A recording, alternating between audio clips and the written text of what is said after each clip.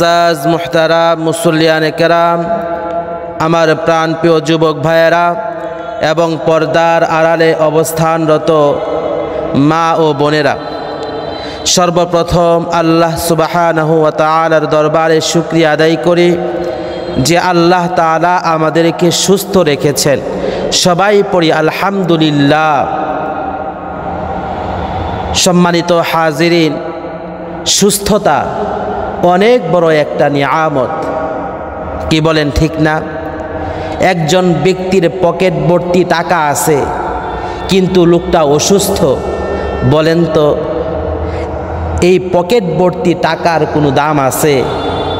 কোনো দাম নাই, কোনো মূল্য নাই। একজন ব্যক্তির বাড়ি আছে, গাড়ি আছে, ধন সম্পদ আছে, ব্যাংক ব্যালেন্স আছে, অর্থাৎ অনেক সম্পত্তির মালিক সে, কিন্তু তার সব সময় পেট ব্যথা থাকে, তার সব সময় মাথা ব্যথা থাকে। বলেন তো এই যে অনেক ধন সম্পদের মালিক হওয়া সত্ত্বেও তার মধ্যে কোনো শান্তি নাই, জোরে বলেন ঠিক কিনা? এই যে সে এত এত ধন সম্পদের মালিক থাকা সত্ত্বেও সে অসুস্থ হওয়ার কারণে তার মধ্যে কোনো শান্তি নাই। এই জন্য ভাইয়েরা আমার বলতেছিলাম যে আল্লাহ তাআলা আমাদেরকে সুস্থ রেখেছেন, এটা অনেক বড় নিয়ামত, অনেক বড় নিয়ামত। তাই সকলে অন্তর থেকে মহব্বতের সাথে আবারও শুকরিয়া আদায় করি, বলি আলহামদুলিল্লাহ। এবং আরও শুকরিয়া আদায় করছি আল্লাহ তাআলার দরবারে যে তিনি আমাদেরকে মসজিদে আসার এবং বসার তৌফিক দান করেছেন। সবাই পড়ি আলহামদুলিল্লাহ। সম্মানিত হাজিরিন, মুহররম মাস চলতেছে। আজকে মুহররম মাসের কত তারিখ? 8 তারিখ। আজকে মুহররম মাসের 8 তারিখ, আগামীকালকে 9 তারিখ, পরশু দিন হলো 10 তারিখ, মুহররম মাসের 10 তারিখ। ভাইয়েরা আমার, মুহররম মাস অনেক গুরুত্বপূর্ণ মাস। তার মধ্য থেকে 10ই মুহররম আরও বেশি গুরুত্বপূর্ণ, যেটাকে আমরা আশুরার দিন বলে থাকি। কি বলেন ঠিক না? এই আশুরার দিন অর্থাৎ মুহররমের 10 তারিখ অনেক গুরুত্বপূর্ণ, অনেক গুরুত্বপূর্ণ। আল্লাহ রব্বুল আলামিন এই দিনে অনেক ঘটনা সংঘটিত করেছেন, এই পৃথিবীর জমিনে অনেক ঘটনা সংঘটিত করেছেন। যেমন আপনারা জানেন আমাদের আদি পিতার নাম হলো আদম আলাইহিস সালাতু ওয়াস সালাম। আমাদের পিতা আদম আলাইহিস সালাতু ওয়াস সালাম প্রথমে ছিলেন জান্নাতে। জান্নাতে থাকার পরে আল্লাহ তাআলা দুনিয়ার জমিনে প্রেরণ করে দিয়েছেন, দুনিয়ার জমিনে পাঠিয়ে দিয়েছিলেন। তো আদম আলাইহিস সালাতু ওয়াস সালাম পৃথিবীতে আসার পরে আল্লাহ রব্বুল আলামিনের কাছে তওবা করেছিলেন, রব্বানা যালামনা أنفسنا وإن لم تغفر لنا وترحمنا لنكونن من الخاسرين। সবাই আমার সাথে পড়ুন, রব্বানা যালামনা আনফুসানা ওয়া ইল্লাম তাগফির লানা ওয়া তারহামনা লানাকুনান্না মিনাল খাসিরিন। এই যে আদম আলাইহিস সালাতু ওয়াস সালাম আল্লাহ রব্বুল আলামিনের কাছে তওবা করলেন, আল্লাহ রব্বুল আলামিন তওবা কবুল করলেন, বলেন সুবহানাল্লাহ। এই যে আল্লাহ তাআলা আমাদের পিতা আদম আলাইহিস সালাতু ওয়াস সালামের তওবা কবুল করলেন, যেই দিন তওবাটা কবুল করলেন সেই দিনটা ছিল মুহররম মাসের 10 তারিখ, বলেন সুবহানাল্লাহ। প্যারে হাজিরিন, তারপরে নূহ আলাইহিস সালাতু ওয়াস সালামের কিস্তি বন্যার পানিতে প্লাবনে প্রায় 6 মাস ঘুরতেছিল। আল্লাহ তাআলা বন্যার পানি শুকিয়ে দিলেন। আল্লাহ তারপরে নূহ আলাইহিস সালাতু ওয়াস সালামের কিস্তিটা যদি পাহাড়ে থেমেছিল, যদি পাহাড়ে তিনি অবতরণ করেন, আর যেদিন এই কিস্তিটা যদি পাহাড়ে অবতরণ করেন সেই দিনটাও ছিল মুহররম মাসের 10 তারিখ। সম্মানিত ভাইরা আমার, ইউনুস আলাইহিস সালাতু ওয়াস সালামকে মাছ আল্লাহ রব্বুল আলামিনের আদেশে বক্ষণ করেছিল, খেয়ে ফেলেছিল, পেটের ভিতরে নিয়ে গিয়েছিল। ভাইরা আমার, সেখানে ইউনুস আলাইহিস সালাতু ওয়াস সালাম 40 দিন ছিলেন। কতদিন জোরে বলেন? 40 দিন ছিলেন। আর ওই মাছের পেটের ভিতরেই থেকে ইউনুস আলাইহিস সালাতু ওয়াস সালাম আল্লাহ রব্বুল আলামিনের কাছে তওবা করেছিলেন এই শব্দগুলোর মাধ্যমে, লা ইলাহা ইল্লা আনতা সুবহানাকা ইন্নী কুনতু মিনাজ জালিমিন। সবাই আমার সাথে পড়ুন, লা ইলাহা ইল্লা আনতা সুবহানাকা ইন্নী কুনতু মিনাজ জালিমিন। ইউনুস আলাইহিস সালাতু ওয়াস সালাম মাছের পেটের ভিতরে থাকা অবস্থায় আল্লাহ রব্বুল আলামিনের কাছে এই শব্দগুলোর মাধ্যমে তওবা করেছিলেন। আল্লাহ তাআলা এই তওবা কবুল করলেন এবং ইউনুস আলাইহিস সালাতু ওয়াস সালামকে মাছের পেট থেকে মুক্তি দান করেন। যেই দিন ইউনুস আলাইহিস সালাতু ওয়াস সালামকে আল্লাহ রব্বুল আলামিন মুক্তি দিলেন সেই দিনটাও ছিল মুহররম মাসের 10 তারিখ। বলেন সুবহানাল্লাহ। ভাইয়েরা আমার, ইব্রাহিম আলাইহিস সালাতু ওয়াস সালামকে নমরুদ আগুনের কুণ্ডের মধ্যে নিক্ষেপ করেছিল। ইব্রাহিম আলাইহিস সালাতু ওয়াস সালামকে হত্যা করার জন্য, ধ্বংস করার জন্য। ভাইয়েরা আমার, যেই দিন আগুনের মধ্যে নমরুদ নিক্ষেপ করেছিল আল্লাহ রব্বুল আলামিন সেই দিন আগুনকে আদেশ করে দিয়েছিলেন, ও আগুন, আমার পয়গম্বরের জন্য তুমি শান্তির হয়ে যাও, আমার পয়গম্বরের জন্য তুমি নিরাপদ হয়ে যাও। কুলনা ইয়া নারু কুনি বারদাও ওয়া সালামান আলা ইব্রাহিম। কুলনা ইয়া নারু কুনি বারদাও ওয়া সালামান আলা ইব্রাহিম। ইব্রাহিম আলাইহিস সালাতু ওয়াস সালামের জন্য ওই অগ্নিকুণ্ড শান্তির হয়ে গেছে, নিরাপদের হয়ে গেছে, জান্নাতের হয়ে গেছে, আরাম আয়াসের হয়ে গেছে। ভাইয়েরা আমার, আল্লাহ রব্বুল আলামিন যেই দিন ওই অগ্নিকুণ্ডকে নিরাপদের বানিয়ে দিলেন, আরাম আয়াসের বানায়া দিলেন, শান্তির বানায়া দিলেন, সেই দিনটাও ছিল মুহররম মাসের 10 তারিখ। ভাইয়েরা আমার, মুসা আলাইহিস সালাতু ওয়াস সালাম এবং তার সম্প্রদায়ের উপর ফেরাউন যুগ যুগ ধরে জুলুম নির্যাতন করতেছিল। আল্লাহ রব্বুল আলামিন ফেরাউনের হাত থেকে, ফেরাউনের জুলুম নির্যাতন থেকে মুসা আলাইহিস সালাতু ওয়াস সালাম এবং তার সম্প্রদায়কে যেই দিন মুক্তি দিয়েছিলেন, যেই দিন নাজাত দিয়েছিলেন, সেই দিনটাও ছিল মুহররম মাসের 10 তারিখ। ভাইয়েরা আমার, আল্লাহ রাব্বুল আলামিন এই দিন প্রতিষ্ঠা করার জন্য, এই ইসলামী রাষ্ট্র কায়েম করার জন্যে আল্লাহ রাব্বুল আলামিন আমাদের নবী বিশ্ব নবী রাহমাতুল লিল আলামিনকে মদিনায় হিজরত করার আদেশ দিয়েছিলেন। সম্মানিত ভাইয়েরা আমার, এই ইসলাম কায়েম করার জন্য আল্লাহ রাব্বুল আলামিন যে মদিনায় হিজরত করার আদেশ করেছিলেন, রাসূলকে যেই দিন আদেশ করেছিলেন সেই দিনটাও ছিল মুহররম মাসের 10 তারিখ। বলেন সুবহানাল্লাহ। ভাইয়েরা আমার, এই কথাগুলো বলার উদ্দেশ্য হলো আপনাদেরকে বোঝানো যে মুহররম মাসের 10 তারিখ অনেক গুরুত্বপূর্ণ। আল্লাহ রব্বুল আলামিন এই দিনে বহু ঘটনা সংঘটিত করেছেন, আর কেন করেছেন এটা আমরা কেউ জানি না। আল্লাহু আ'লামু বিস-সাওয়াব, আল্লাহ রব্বুল আলামিনই সবচাইতে ভালো জানেন। এই দিনটা যে গুরুত্বপূর্ণ, এই দিনটা যে অনেক গুরুত্বপূর্ণ, এই দিনে যে বহু ঘটনা সংঘটিত হয়েছে বিভিন্ন হাদিসের মধ্যে এবং ইতিহাসের কিতাবগুলোর মধ্যে এই সমস্ত বিষয়গুলো এসেছে। তো আমরা বুঝতে পারলাম এই আশুরার দিন মুহররম মাসের 10 তারিখ অনেক গুরুত্বপূর্ণ দিন। কথা বলেন ঠিক কি না? এখন কথা হলো এই মুহররম মাসের 10 তারিখ আমরা কি করব, আমাদের কি করণীয়, কি বলেন ঠিক না?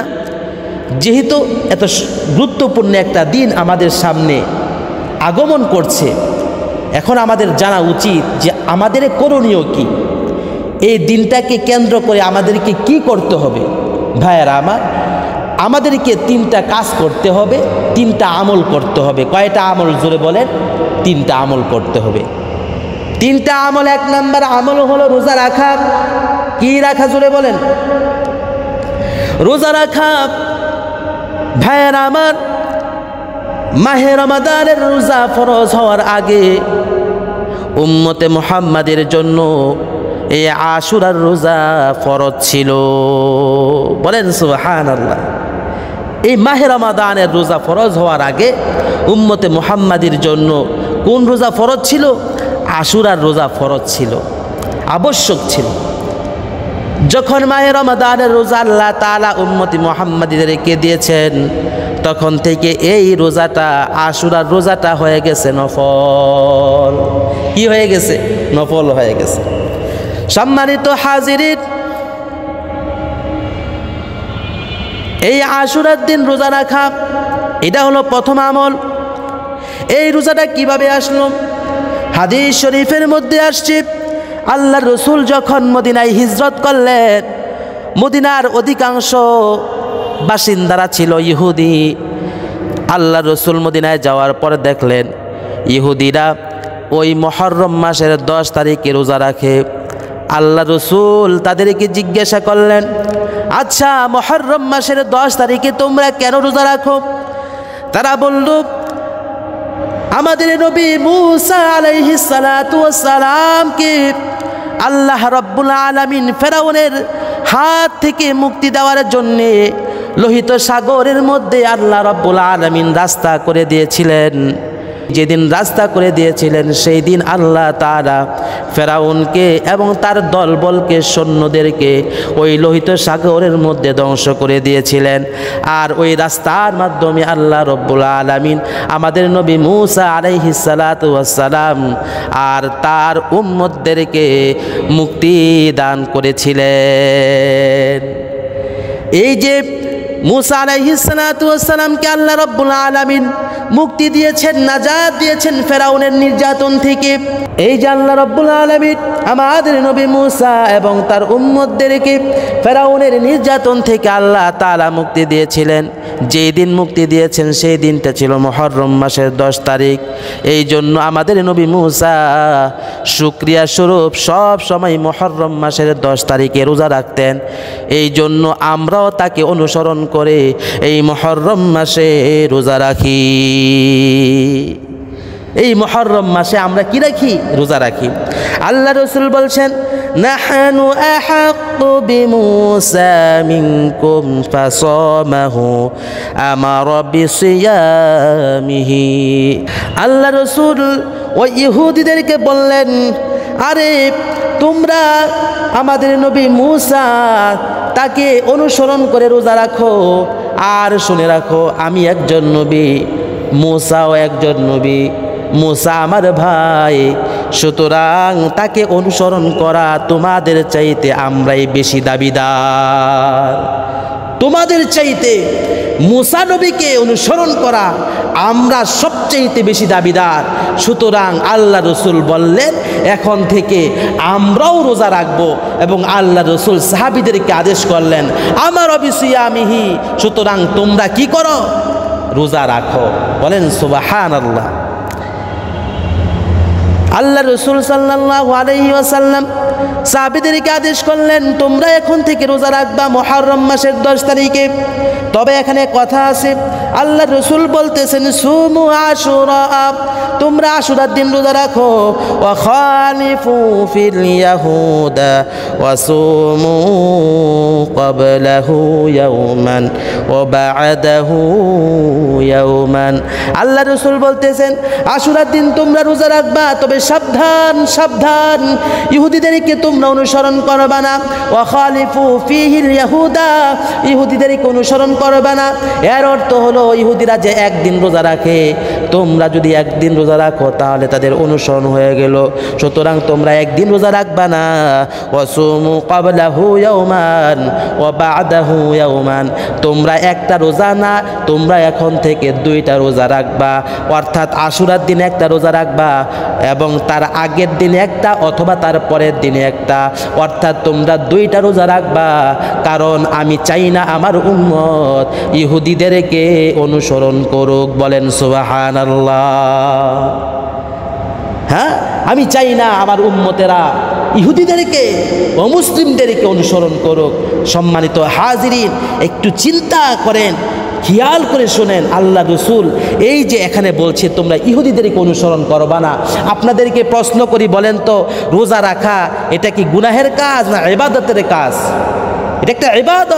দেখেন এই ইবাদতের ক্ষেত্রে আল্লাহ রসুল বলতেছেন তোমরা ইহুদিদেরকে অনুসরণ করবা না।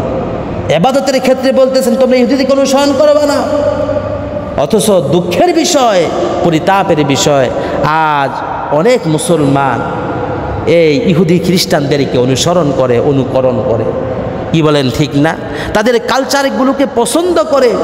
এই যে কোটটাই পরা, প্যান্ট শার্ট পরা, কোটটাই পরা, এইগুলোকে আর মুসলমানদের একটা বিশাল বড় জামাত, তারা মনে করে কোটটাই পরা এটা ভদ্রতার প্রতীক। কথা বলেন ঠিক কি না? এটা মনে করে কি করে না? অথচ এটা হলো তাদের কালচার। এটা মুসলমানদের পছন্দের কোনো কারণ নাই, মুসলমানরা পছন্দ করবে এর কোনো কারণ নাই। এটা ইহুদিদের কি, অমুসলিমদের এটা কি অনুসরণ, অনুকরণ। এই প্যান্ট শার্ট কোটটাই এগুলো ভদ্রতার প্রতীক হতে পারে না। তারপরে দেখা যায় আজ মুসলমানের সন্তানেরা শর্ট প্যান্ট পরে, শর্ট প্যান্ট পরে ঘরের ভিতরে চলাফেরা করে, এমনকি বাহিরেও ঘোরাফেরা করে। বলেন নাউজুবিল্লাহ। অথচ এই শর্ট প্যান্ট যতক্ষণ পর্যন্ত পরে ততক্ষণ পর্যন্ত তার কবিরা গুনাহ হতে থাকে, কারণ হাঁটু দেখা যায়, রান দেখা যায়। জোরে বলেন ঠিক কিনা? এই যে শর্ট প্যান্ট পরে ঘোরা, এটা তো ইহুদি খ্রিস্টানদের কালচার। অথচ আজ মুসলমানরা তাদেরকে অনুসরণ করে। আল্লাহ জানে বুঝে করে নাকি না বুঝে করে। তারপরে দেখা যায় পাশ্চাত্যের যে সমস্ত মহিলারা আছে, মেয়েরা আছে, তারা চুল ছোট করে গেঞ্জি পরে ঘোরাফেরা করে। বড় দুঃখের বিষয়, আজ আমাদের সমাজে অনেক মুসলমান বোনেরা চুল ছোট করে গেঞ্জি পরে ঘোরাফেরা করে। করে কি করে না? আল্লাহ হেফাজত করুক। আল্লাহ রসুল বলতেছেন মান তাশাব্বাহা বিকওমিন ফাহুয়া মিনহুম, যে ব্যক্তি যার সাথে অনুসরণ করবে, যার সাথে সাদৃশ্য রাখবে, তার সাথে তার হাসর হবে। ভাইয়েরা আমার, যদি কোনো ব্যক্তি আল্লাহওয়ালাদেরকে অনুসরণ করে, নেককার মানুষদেরকে অনুসরণ করে, ওলামা একরামদেরকে অনুসরণ করে, তার হাসর হবে ওলামা একরামের সাথে, তার হাসর হবে নেককারদের সাথে, তার হাসর হবে আল্লাহওয়ালাদের সাথে। আর যে ব্যক্তি কোনো ইহুদিদেরকে অনুসরণ করে, খ্রিস্টানদেরকে অনুসরণ করে, অমুসলিমদেরকে অনুসরণ করে, তার হাসর হবে ওই সমস্ত অমুসলিমদের সাথে, ওই সমস্ত ইহুদি খ্রিস্টানদের সাথে। বলেন নাউযুবিল্লাহ। আল্লাহ আমাদেরকে হেফাজত করুক।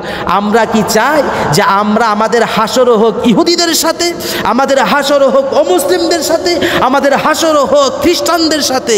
আমরা এটা চাই না। জোরে বলেন ঠিক কি না? আল্লাহ আমাদেরকে হেফাজত করুন। সবাই পড়ি আমিন। আরও জোরে বলি আমিন। এই যে ইহুদি খ্রিস্টানদের অনুসরণ করার কারণে বিষয়টা এমন হবে যে ঈমান থাকা সত্ত্বেও সে জাহান্নামে যাবে, কারণ তার হাসর হবে কাদের সাথে? ইহুদি খ্রিস্টানদেরকে পছন্দ করার কারণে, তাদেরকে অনুসরণ করার কারণে, যদিও তার মধ্যে ঈমান আছে, কিন্তু তাদের হাসরটা হবে ইহুদি খ্রিস্টানদের সাথে, আর তখন সেও বিনা হিসাবে তাদের সাথে জাহান্নামে যাবে। আল্লাহ আমাদেরকে হেফাজত করুন। সবাই পড়ি আমিন। তো আল্লাহ রসুল বলতেছেন, তোমরা এই রোজার ক্ষেত্রে তাদেরকে অনুসরণ করবা না। ইবাদতের ক্ষেত্রে যদি অনুসরণ করতে আল্লাহ রসুল নিষেধ করেন, তাহলে অন্য কোনো ক্ষেত্রে অনুসরণ করা যাবে? সেটা তো আরও আগে করা যাবে না। জোরে বলেন ঠিক কিনা? তোমরা তাদেরকে অনুসরণ করবা না।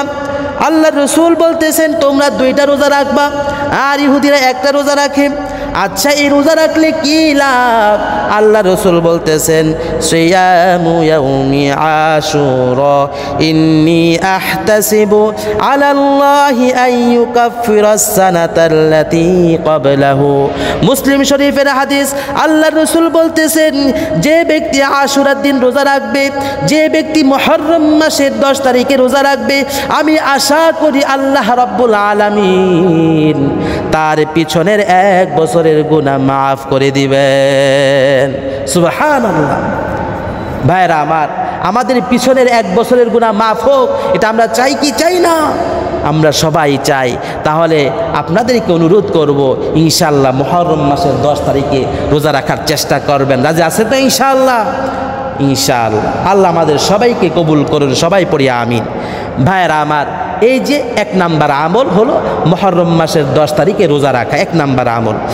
2 নাম্বার আমল হলো বেশি বেশি ইস্তেগফার পড়া, আল্লাহর কাছে তওবা করা।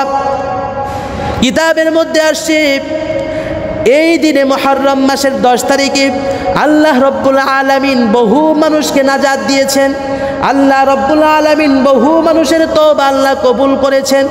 সুতরাং এই আশা করা যায়, এই দিনে যদি আমরাও আল্লাহ তাআলার কাছে ইস্তেগফার পড়ি, আল্লাহ রব্বুল আলামিনের কাছে তওবা করি, আশা করি আল্লাহ তাআলা আমাদের তওবাও কবুল করবেন। জোরে বলেন ঠিক কি না? তো 2 নাম্বার আমল হলো বেশি বেশি ইস্তেগফার পড়া, আল্লাহর কাছে তওবা করা, ক্ষমা চাওয়া। ইনশাআল্লাহ আমরা বেশি বেশি ইস্তেগফার পড়ার চেষ্টা করব, আল্লাহর কাছে ক্ষমা চাওয়ার চেষ্টা করব, তওবা করার চেষ্টা করব।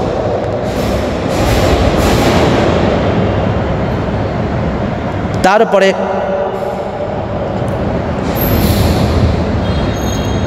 তিন নাম্বার আমল হলো, আল্লাহ রসুল সাল্লাল্লাহু আলাইহি ওয়াসাল্লাম বলেছেন, মান ওয়াসআ আলা ইয়ালি ফিন নাফাকাতি ইয়াওমা আশুরা ওয়াসআ আল্লাহু আলাইহি সাইরা সানাতিহি। 3 নাম্বার হলো পরিবার পরিজনের জন্য 10ই মুহররম কিছু খরচ করা, ভালো খরচ করা। আল্লাহ রসুল বলতেছেন, যে ব্যক্তি পরিবার পরিজনের জন্য কিছু উত্তম রিজিকের ব্যবস্থা করবে, কিছু খরচ করবে, আল্লাহ রব্বুল আলামিন সেই ব্যক্তির সারা বছর রিজিকের মধ্যে, রুজি রোজগারের মধ্যে বরকত দান করবেন।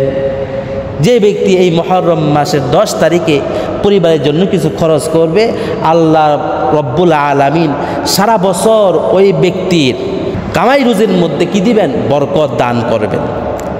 বলেন সুবহানাল্লাহ। তাহলে আমরা 3 নাম্বার আমল পাইলাম, মুহররম মাসের 10 তারিখে আমরা আমাদের পরিবারের জন্য কিছু খরচ করব। রাজি আছেন তো ইনশাআল্লাহ?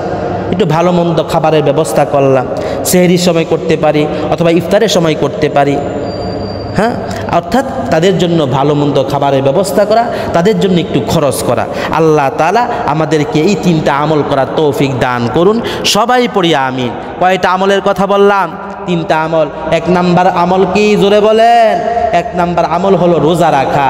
2 নাম্বার আমল হলো ইস্তেগফার পড়া, বেশি বেশি ইস্তেগফার পড়া, তওবা করা। 3 নাম্বার আমল হলো পরিবার পরিজনের জন্য একটু খরচ করা। আল্লাহ আমাদের সবাইকে এই তিনটা আমল করার তৌফিক দান করুন, সবাই পড়ি আমিন। সম্মানিত ভাইয়েরা আমার, আমি গত সপ্তাহে আপনাদেরকে বলেছিলাম যে মক্কার কুরাইশা কাবা ঘর কীভাবে নির্মাণ করেছিল এই ব্যাপারে আপনাদের সামনে আলোচনা করব। ভাইয়েরা আমার, পৃথিবীর সৃষ্টির সুলগ্ন থেকে আজ পর্যন্ত কাবা ঘরকে প্রায় 10 বার পুনর্নির্মাণ করা হয়েছে। 8ম বার এই কাবা ঘরটাকে নির্মাণ করেছিল মক্কার কুরাইশা। তো মক্কার কুরাইশা এই কাবা ঘর নির্মাণ করার কারণ কি? কয়েকটা কারণে তারা কাবা ঘর নির্মাণ করার জন্য সিদ্ধান্ত গ্রহণ করে। কি সেই কারণ?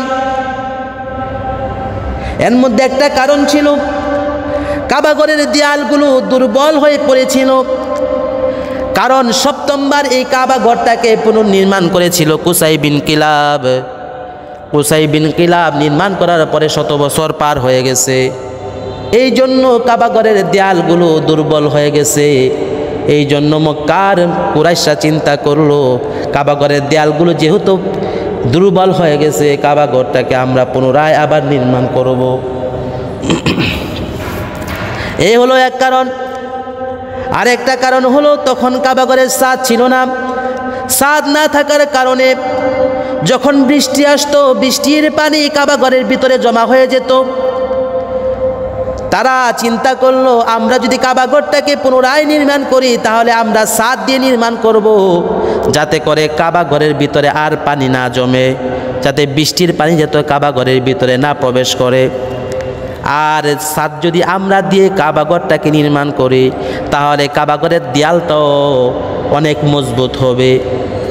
আরেকটা কারণ হলো কাবা ঘরের আশেপাশের জায়গাটা ছিল অনেক নিচু থাকার কারণে বেশি বৃষ্টি আসলে তার আশেপাশের জায়গাতে পানি জমে যেত। আর পানি জমে যাওয়ার কারণে এদের জন্য এটা কষ্টকর হতো। এই সমস্ত কারণে মক্কার কুরাইশরা তারা সিদ্ধান্ত নেয় আমরা এই কাবা ঘরটাকে ভেঙে আবার পুনরায় নির্মাণ করব। এই সমস্ত কারণে তারা চিন্তা করে যে আমরা কাবা ঘরটাকে পুনরায় কি করব? নির্মাণ করব। কিন্তু তারা এটা নির্মাণ করতে পারতেছিল না কয়েকটা কারণে।